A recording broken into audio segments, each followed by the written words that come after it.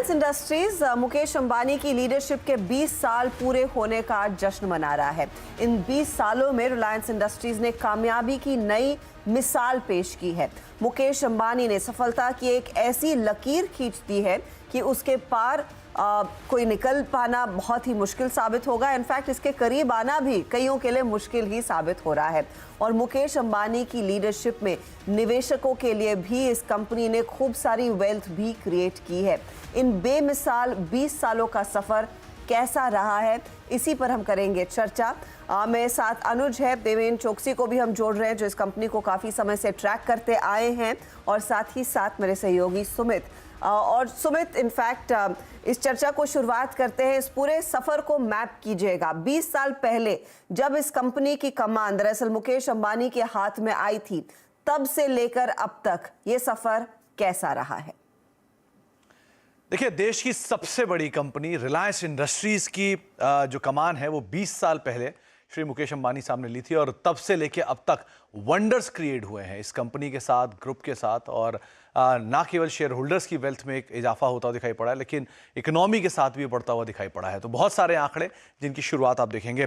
2002 से कमान उन्होंने संभाल रखी है। 20 साल हो चुके हैं उनकी लीडरशिप में रिलायंस इंडस्ट्रीज को कामकाज करते हुए, और इस 20 साल के अंदर जो सफ़र है वो बहुत ही इंटरेस्टिंग है, बहुत ही रोचक है आंकड़ों के लिहाज से।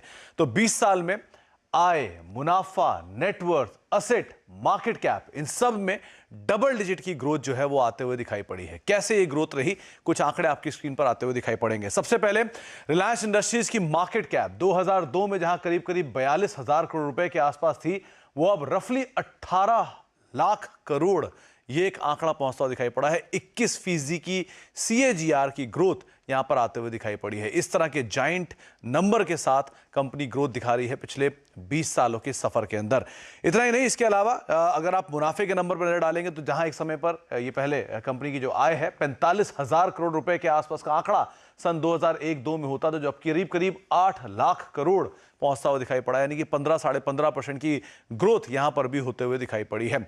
आय के बाद अगर आप मुनाफे के नंबर के ऊपर नजर डालेंगे तो मुनाफा करीब करीब 3280 करोड़ रुपए, जो कि सन 2001-2 में होता था, वो अब रफली 67,845 करोड़ रुपए के आसपास पहुंच गया है। यहां पर भी 16.5% के आसपास की ग्रोथ आते हुए दिखाई पड़ी है। आय, मुनाफा, मार्केट कैप, इसके बाद बात होती है रिलायंस कंपनी के एक्सपोर्ट की।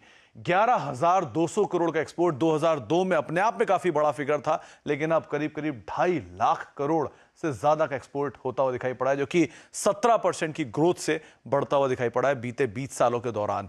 इसके अलावा कंपनी के एसेट्स, जो कि करीब 50,000 करोड़ रुपए के आसपास होते थे सन 2002 में, वो अब रफली 15 लाख करोड़ पहुंचते हुए दिखाई पड़े हैं। 19% की ग्रोथ यहां पर भी होते हुए दिखाई पड़ी है।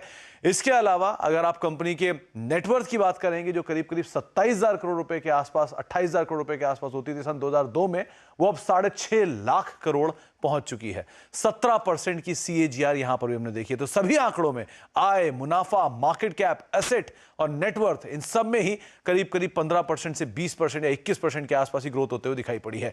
इस 20 साल के सफर में 17.5 लाख करोड़ ये वेल्थ बढ़ी है। यानी कि अगर आप इसको हर साल के हिसाब से भी देख लें तो करीब करीब 87,000 करोड़ की एक वेल्थ का इजाफा हर साल होता हुआ दिखाई पड़ा है, जो कि इतने बड़े जाइंट नंबर के साथ हर साल होता हुआ दिखाई पड़ रहा है। तो एक इंटरेस्टिंग आंकड़ा 87,000 करोड़ रुपए का, जो कि हमने देखा है। इस 20 साल के सफर में रिलायंस इंडस्ट्रीज ने कहां कहां पे एक्सपैंड किया। सन 2006 में रिलायंस रिटेल, सन 2009 E&P कारोबार, और सन 2016 में रिलायंस जियो, जो कि तीनों ही अपने आप में अब देश के सबसे बड़े वेंचर्स के तौर पर शुमार होते हुए दिखाई पड़ रहे हैं।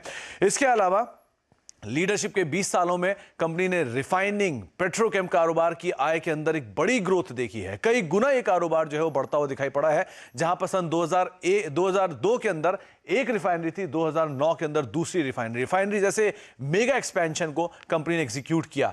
रिफाइनरी की क्षमता 2 गुना बढ़ी है इस पूरी ही ड्यूरेशन के अंदर। और जामनगर, जो कि अपने आप में एक इंजीनियरिंग मार्वल है, वो दुनिया का सबसे बड़ा रिफाइनिंग कैंपस है। एक मेगा कॉर्पोरेट जो कंपनी ने एक्सपेंशन किया था, वो अब दुनिया का सबसे बड़ा रिफाइनिंग कैंपस के तौर पर शुमार है। इतना ही नहीं, रिलायंस फाउंडेशन 2010 में नीता अंबानी के नेतृत्व में रिलायंस फाउंडेशन की शुरुआत हुई थी, और धीरे धीरे इसका जो दायरा है वो काफी बड़ा होता हुआ दिखाई पड़ रहा है।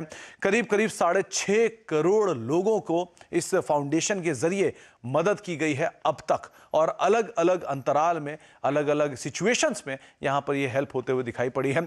ग्रामीण सशक्तिकरण, चाहे न्यूट्रिशन, शिक्षा, खेल, किसी भी स्पेस में आप देख लीजिए, इसका इस फाउंडेशन की तरफ से एक योगदान आता हुआ दिखाई पड़ा है, और ये CSR में सबसे आगे काउंट किया जाता है रिलायंस फाउंडेशन को।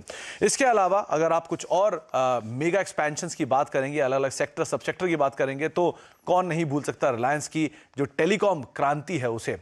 जहां 500 रुपए पर जीबी के आसपास से कीमत होती थी, वो अब करीब करीब 12 रुपए पर जीबी के आसपास ही कीमत पहुंचते हुए दिखाई पड़ी है। तो इस तरह के एक मिराकुलस रेट्स जो हैं वो आपने विद टाइम आते हुए देखे हैं।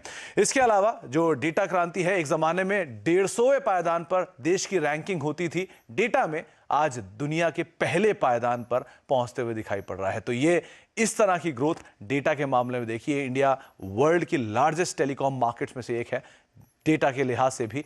इसके अलावा मेट्रो के साथ साथ छोटे शहरों में भी कंपनी ने एक बड़ा विस्तार किया है, ना केवल टेलीकॉम के अंदर बल्कि रिटेल कारोबार के अंदर भी कंपनी टियर 2, टियर 3 सिटीज के अंदर मेगा एक्सपैंड करते हुए दिखाई पड़ रही है, और दुनिया के जितने भी जाने माने ब्रांड हैं वो सब अब भारत के अंदर आपको रिलायंस रिटेल के साथ मिलते हुए दिखाई पड़ेंगे।